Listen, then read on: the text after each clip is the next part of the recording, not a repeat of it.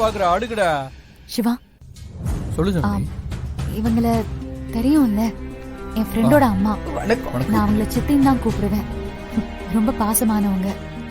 நான் இங்க இருக்கிறது தெரிஞ்சு இவங்க என்ன பார்க்க வந்திருக்காங்க. வாங்கம்மா, நல்ல விஷயம் தான். இன்னைக்கு யாராச்சும் ஃப்ரெண்ட் இருந்தா நல்லா இருக்கும்னு நானும் யோசிப்பேன்.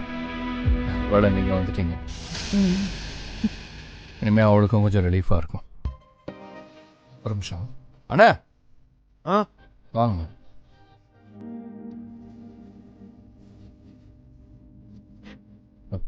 அண்ணா, என்ன தம்பி? ஒரு இளநீ கொண்டு வர முடியுமா? சரி. சிவா, இவங்க ஏதோ கொஞ்சம் பிரச்சனையில இருக்காங்க. அப்படியா? என்னம்மா பிரச்சனை? ஏதோ பிரச்சனைன்னு சொல்றாங்க. நாம வேற கேட்டு திரும்ப திரும்ப சங்கடப்படுத்த வேண்டாமேன்னு நானும் கேட்காம விட்டுட்டேன். அதுவும் சரிதான். அம்மா, ஜனனி ஒரு முடிவு எடுத்தா அது கரெக்டாக தான் இருக்கும். இவங்க பிரச்சனை தீர்ற வரைக்கும் கொஞ்ச நாள் நம்ம கூடவே வச்சுக்கலாமா? அவங்களுக்கு இப்போதைக்கு யாருமே இல்லை. கொஞ்சம் வயசானவங்க, தனியா இருக்க இவங்க கொஞ்சம் பயப்படுறாங்க. என்ன கேள்வி இது? நீ சித்தின்னு கூப்பிடுறானா அவங்க உனக்கு அம்மா மாதிரி தானே. முடியாதவங்களுக்கே போய் ஹெல்ப் பண்ணிட்டு பாரு. உங்க அம்மாவுக்கு உதவி செய்யணும்னு நினைக்கிறேன். அது தப்பு இல்லையே. இந்த மாதிரி நேரத்துல தான் நாமளும் அவங்களுக்கு உதவியா இருக்க முடியும். நீ சொல்ற வரைக்கும் அவங்க நம்ம கூடவே இருக்கட்டும், சரியா? ஆனா சிவா, உங்களுக்கு எந்த பிரச்சனையும் இல்லைங்க. பிரிச்சு பாக்குற பத்தியா? என் கூடவே இருந்துட்டு என்னை பத்தி தெரியாத மாதிரியே பேசுறியே. எனக்கு எந்த பிரச்சனையும் இல்லை. ஆமா, நீங்க உங்க பொண்ணு வீட்டுல இருக்கிற மாதிரியே ஒரு பிரச்சனையும் இல்லாம தாராளமா சரிங்களா? வேண்டாம் தம்பி, நீங்க சாப்பிடுங்க. அட குடிங்கம்மா. குடிங்க. சாப்பிடுங்க. இங்கெல்லாம் நினைச்சப்பா நினைச்ச மாதிரி சாப்பிடுவோமா இல்லையா ஜனனி?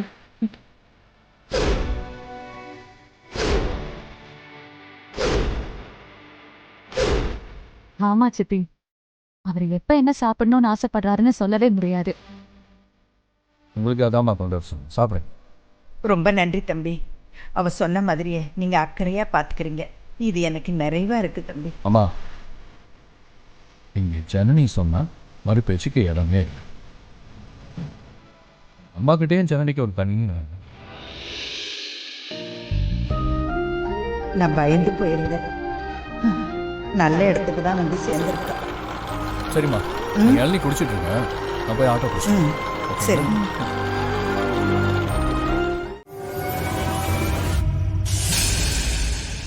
அந்த கிழவிய உள்ள கொண்டு வந்தே ஆகணும்னு அண்ணன் ஏன் இவ்ளோ பிடிவாதமா இருக்கான்? இது எல்லாமே அந்த ஜனனியோட பிளான் தானே. உங்க அண்ணன் அவ மகுடிக்கு ஆடுறாரு. உள்ள அனுப்பவே மாட்டேன். அவங்களுக்கு குடிக்க பச்சை தண்ணி கூட குடுத்துடாதீங்க. போக மாட்டாங்களே. போய் தானே ஆகணும். எவ்வளோ நேரம் இப்படியே இருக்க முடியும்? பட்னி கிடப்பாங்களா என்ன? சரி, எனக்கு பசிக்கு சாப்பாடு போடுங்க.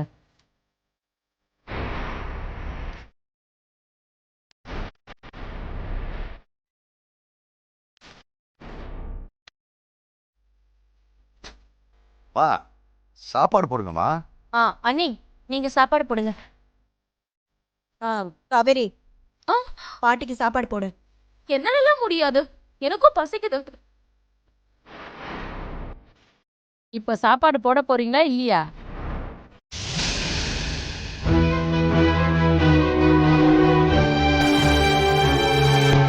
ஏ ரம்யா, நீ வந்து சாப்பாடு போடு. உள்ளதான் ஓ.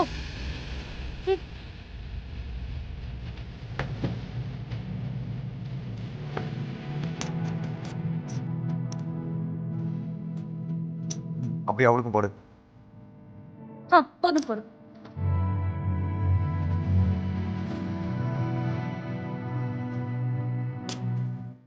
போதும் போதும் போதும்.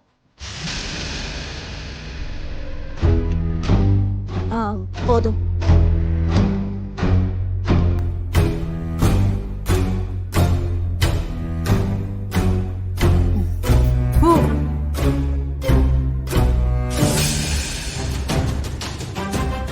என்னாச்சு பாட்டி? யார் சமைச்சது? நானும் ரம்யாவும் தான். ஏன் சாப்பாடா இது? வாயில வைக்க முடியல கன்றாவி. பாட்டி நல்லா தானே இருக்கு. என்ன நல்லா இருக்கு? இத நான் சாப்பிடணுமா? என்னால முடியாது. என் மருமக விசாலாட்சி ஒரு நாள் இல்லனா ஒரு வாய் சாப்பாடு கூட எனக்கு நல்லா கிடைக்காது. இப்படியெல்லாம் இருந்தா குடும்பம் என்ன கதியாக போகுதுன்னு பாருங்க. சே,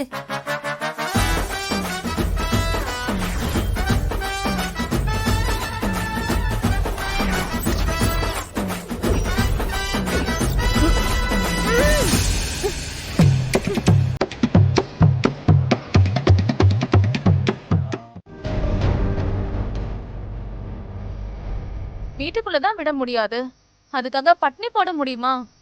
அந்த பாவம் எங்களுக்கு எதுக்குண்ணா? இந்தாங்க. வேண்டாம். ஒரு நாள் சாப்பிடலன்னா நாங்க என்ன செத்தா போயிடுவோம். அப்படி ஒரு நாள் பட்னியில சாகிறதா இருந்தா இந்த உலகமே அழிஞ்சு போயிருக்காதா? நீங்க சாப்பிடலனாலும் பரவாயில்ல, அவங்களையாவது சாப்பிட சொல்லுங்க. அம்மா சாப்பிடுங்க. உங்க பாசத்தெல்லாம் புரிஞ்சுக்கிறேன், ஆனா பாசத்தை வச்சு கம்பல் பண்ணாதீங்க. அப்படிலாம் சொல்லக்கூடாது. நீங்க சாப்பிடலன்னா எங்க மனசு கேட்காது. ஏய் சொல்லடி. ஆமா சாப்பிடுங்க, இல்லனா எங்க மனசே கேட்காது.